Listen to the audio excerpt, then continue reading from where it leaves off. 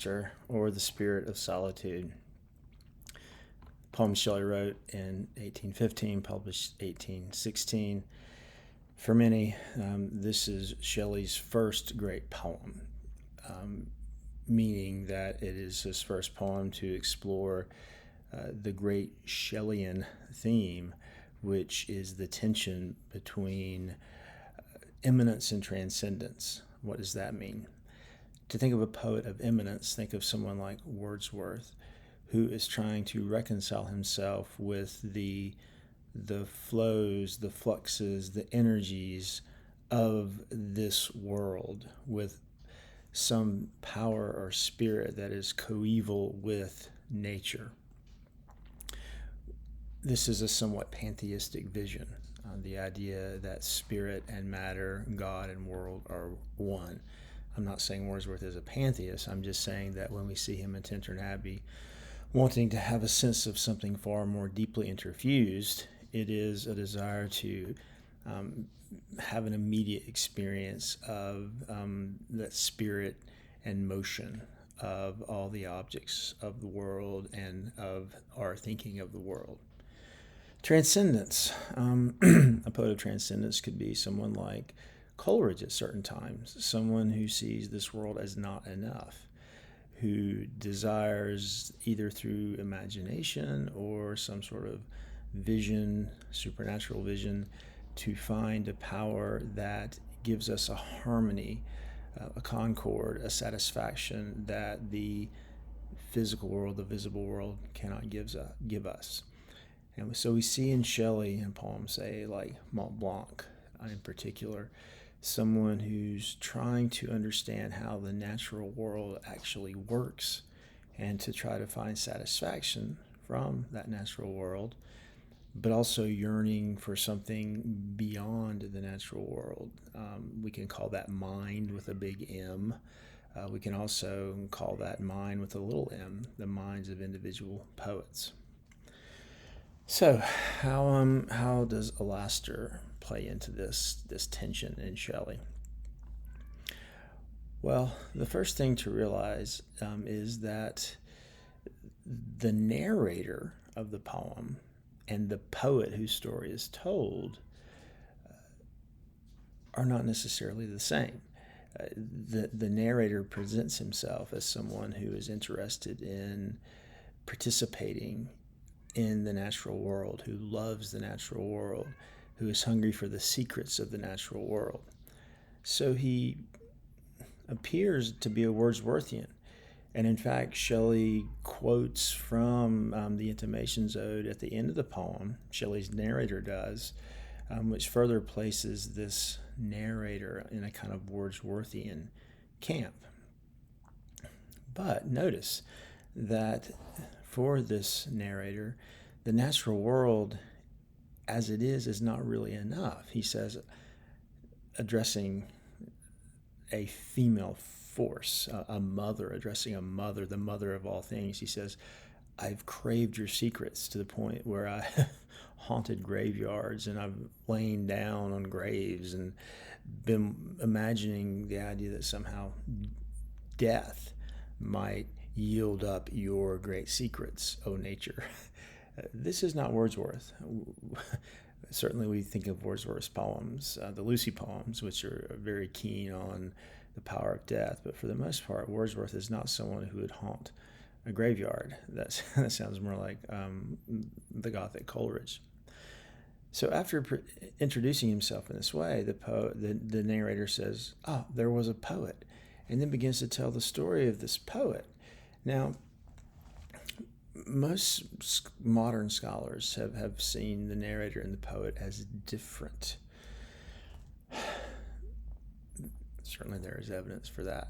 But I'm going to suggest that the poet is a projection of the narrator, an imaginative projection that he creates to try to give him a sense of satisfaction that the natural world cannot give him.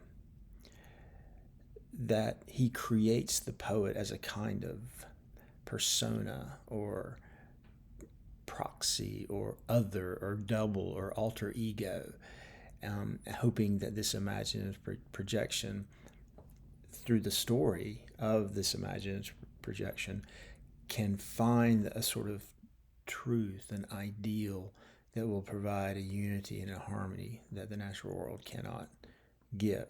So in this regard, we can think of the little essay Shelley wrote on love, where he says that we all have a deep love for something outside of ourselves, and that ultimately we want to find the type, the symbol, call it the allegory even, some sort of visible manifestation of that inner love. And once we find that, well, then we can be happy. But until we find that, we're yearning. So to use Hollywood cliche language, we can say that for each of us, there is something outside of us that will make us feel complete if we can just find that. Well, the narrator is unable to find that type outside of himself. So what does he do? He creates a mental form, if you will, a projection, again, that might give him that feeling of completeness. Well, how will this form complete him?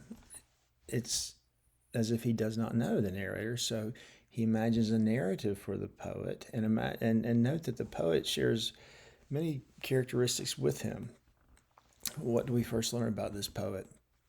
He travels all over the world looking for the secrets of nature. He's trying to understand the deepest fabric of the world. So he moves really from west to east and ultimately goes back, going through Persia, ultimately ends up in the Vale of Kashmir, the Caucasus Mountains, which in Shelley's time was by some viewed as the cradle of civilization. So this is a poet seeking origins, going as deeply as he can into this world, the spatiotemporal world, the world of nature, the world of history, trying to find truth with a big T.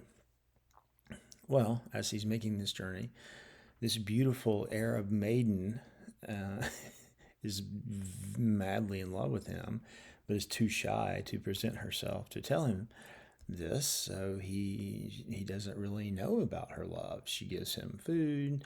While he's asleep, she sits in a very Poe-like way and stares at him while he's asleep. A little creepy, yes. But he's not interested in her. And, of course, this poet has the dream. And in the dream, there's this beautiful woman who is a manifestation of his deepest interiors. And he wakes up like, oh, man, I'm so in love with her. I feel like this image can complete me. I feel like this image can be a type, to use the language of on love. But from that point on, the visible world, the world of nature, is vacant. It's uninteresting to him. He cares nothing for the world around him. He cares nothing, we might say, for imminence anymore, for a truth that is coeval with the world. He desires transcendence. So he goes on this quest, trying to find this image, this dream image. Now, it's interesting that the first part of his quest, the quest in this world, he's very active. But when he starts questing for the dream image, he's not. And for example, yes, he's moving, but he gets on this little boat he finds and goes on this journey, but he's just pushed along by the wind. So it's like his volition to create, ironically, goes away when he is actually utterly enamored, fixated on this purely mental image. And what happens? He eventually dies in this quest, but he welcomes death. He thinks that, well, maybe if I can't find this dream image in this world, I can die and find it in some transcendent world, a supernatural world. And, well, after he dies, the narrator comes back onto the stage again and says, gosh, I really miss this poet, the poet that he himself seems to have created in his own mind. In other words, the image I've created, I now know I can't really connect with. This image I've created, I know will not give me the satisfaction I wanted just as the image that the poet dreams does not give him the satisfaction he wanted. So, ironically, at the end of the poem, this narrator says, I wish I were an alchemist. I wish I were like Medea. I wish I had some sort of magical power that would allow me to bring this poet back to life again. So the narrator, who started out saying, I want to be one with nature, is now saying nature is not good enough. I wish I had supernatural powers to bring this poet back to life. And why? Well, this poet was a light into the world. It was a wonderful figure. And now that the poet's gone, our woe is too deep for tears, nodding toward intimations, though, but this is an ironic nod. Remember, for Wordsworth, at the end of the Intimations Ode, he says, the meanest flower that blows doth give thoughts that lie too deep for tears. Here's a corpse who gives thoughts that lie too deep for tears. And we're left feeling vacant and despair, just as the poet felt vacant and despairing after he saw the vision of his beloved. So, where does this odd poem leave us? Well, let's go back to the name Alastor. Shelley tells us in his preface that Alastor, he got the term from one of his friends, a poet named Peacock. Thomas Love Peacock, great name. And that it meant evil genius. And this has puzzled critics. Who is the evil genius? Is the narrator named Alastor? No, it doesn't seem. Is the poet named Alastor? No, it doesn't seem. Is the image that the poet dreamed Alastor, the evil genius? That doesn't seem. But clearly there's a sense here that there is evil afoot, and it has to do with genius or mind. I would suggest that Alastor is that spirit within each of us that is unsatisfied with the world as it is, and therefore projects images that seem to be better than the world as it is, that we then pursue in hopes of somehow transcending the world as it is. But in some cases, these projections can be evil in that they invite us to ignore the world around us, to ignore actual people who might love us, and instead to fall in love with the images we ourselves create. It's not for nothing that near the end of the poet's life, he comes upon the narcissus, a field of narcissi, flowers, that, of course, suggests the myth of Narcissus, someone so in love with his own image, he stares at his image, and some say he dives into the water trying to embrace his image and drowns. Some say he just looked at the image until he pined away. So the poem at the end leaves us, I would say, in a kind of limbo between saying to ignore actual flesh and blood people who love us can lead to a kind of narcissistic solitude that is death, and therefore we should not fall in love with our mental projections, but try to create relationships with the messy world as it is. But at the same time, those who project images of a better world can be noble. They can be, of course, poets like Shelley, who are trying to reform the world, not just for oneself, but for the community. So it's like we're left hovering between saying, okay, the world as it is, it's confusing, it's ambiguous, it's painful. So we need art. We need artists to project images, transcend that world, that make our existence feel more satisfying, more hopeful and happy. But at the same time, there's a great danger that these projections can be like evil geniuses, seductions to narcissism that isolate us and lead to a kind of spiritual, physical death. So there are virtues to imminence and transcendence. There are limitations to transcendence and imminence.